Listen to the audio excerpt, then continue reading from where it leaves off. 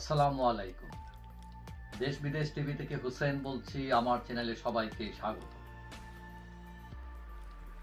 বর্তমান সরকার নারী অধিকার এবং নারীদের বিষয়ে যে নারী সংস্কার কমিশন করেছে তার প্রতিবেদনের প্রতি অনেকেই বিরূপ মন্তব্য করেছেন, অনেকেই সাথে সাথে একমত নন।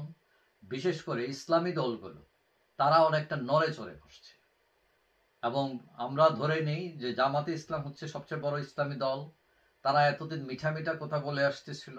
তারা বলতেছিল নারীর আত্মমর্যাদা নিয়ে, তারা চাকরি বাকরি ঠিক মতো করতে পারবে, পূর্ণ স্বাধীনতা আছে, পূর্ণ নিরাপত্তা দেয়া হবে, ইত্যাদি ইত্যাদি। এখন দেখা যাচ্ছে যে প্র্যাকটিক্যালি এসে জিনিসটা অনেকটা বদলে যাচ্ছে।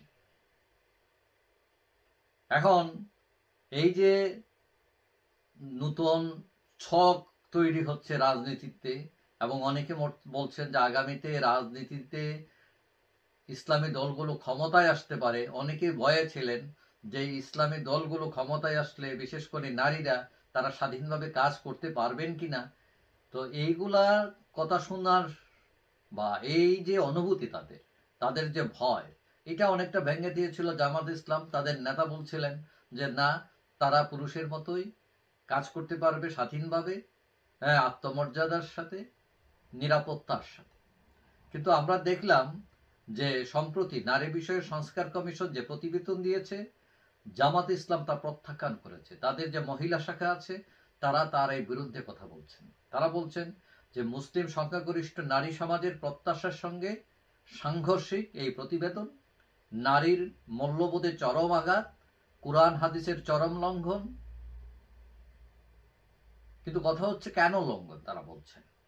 তারা এটা উল্লেখ করছেন যে যৌন কর্মীকে পেশা হিসেবে স্বীকৃতি দেওয়া হচ্ছে নারীর অবমাননা। তারা আরো বলছেন যে বিয়ে, তালাক, উত্তরাধিকারের সমান অধিকারের সুপারিশ সব ধর্মের মতামত ও মূল্যবোধকে উপেক্ষা করা হয়েছে। ইসলাম সম অধিকার নয়, ন্যায্য অধিকারের ঘোষণা দেয়।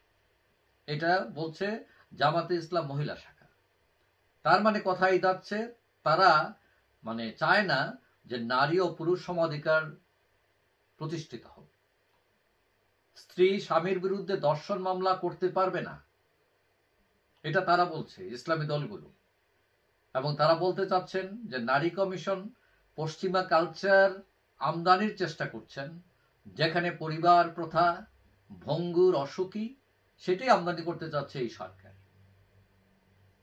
এখন প্রগতিবাদী যারা আছেন তারা এটাতে বিস্ময় প্রকাশ করেছেন যে তারা এতদিন যাবৎ নারীর স্বাধীনতা নিয়ে চিল্লাচিল্লি করতেছেন, এখন দেখা যায় যে নারীদের একটি অংশই তারাই পরাধীন থাকতে চায়, তারাই স্বাধীন হতে চায় না। তারা চায় না নারীরা চায় না যে সমান সম্পদ পাক। ভাইয়ের অর্ধেক কেন পাবে, এই যে প্রশ্ন একটা। এবং তারা বলছে না, ইসলামপন্থীরা মনে করছেন যে আল্লাহর আইন সর্বোত্তম আইন, এটা মেনে চলাইটি হচ্ছে বিধান। এখন এই যে সংস্কারপন্থী বলেন, প্রগতিবাদী বলেন, এদিকে ইসলামী ভাবধারার রাজনীতিবিদ বলেন, এখানে একটা মিশ্র প্রতিক্রিয়া তৈরি হয়েছে। কেউ মানছেন, কেউ মানছেন। এখন সরকার পড়েছে বিপাকে যে নতুন সংস্কারের কথা বলে। এখন তারা কি নতুন সংস্কারে যাবে নাকি পুরাতনই থাকবে? এবং ধারণা করা হচ্ছে যে কোনো কোনো ইসলামী দল এটাকে সুযোগ হিসেবে নিতে পারে এবং তারা চাইলে এটা একটা ভিন্ন ট্রিটমেন্ট দিতে পারে রাজনৈতিক ফায়দার জন্য। এখন নারীর মর্যাদা, তার অধিকার, এটা নতুনভাবে সরকার প্রতিষ্ঠা করবে নাকি পুরানোটাই থাকবে, এটা নিয়ে সরকার নিজেরাই বিপাকে পড়ে গেছে। তো এখন সরকারের কেউ কেউ মনে করতেছেন যে আমরা ভালোর জন্য এটা করলাম, এখন এইসব প্রস্তাব উত্থাপন করে তো আরো বিপাকে পড়ে গেল। এখন আমরা যা দেখি যে আওয়ামী লীগ মাঠে নাই, বিএনপি অনেকটা চুপ। তারা হলো একটা মিডিল বা মধ্য একটা অবস্থান নিয়েছে, এদেরকেও খুশি করতে চায়, এদেরও খুশি করতে চায়, এরকম।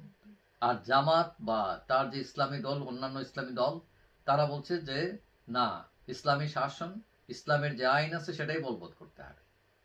এখন সমস্যায় পড়েছে সরকার।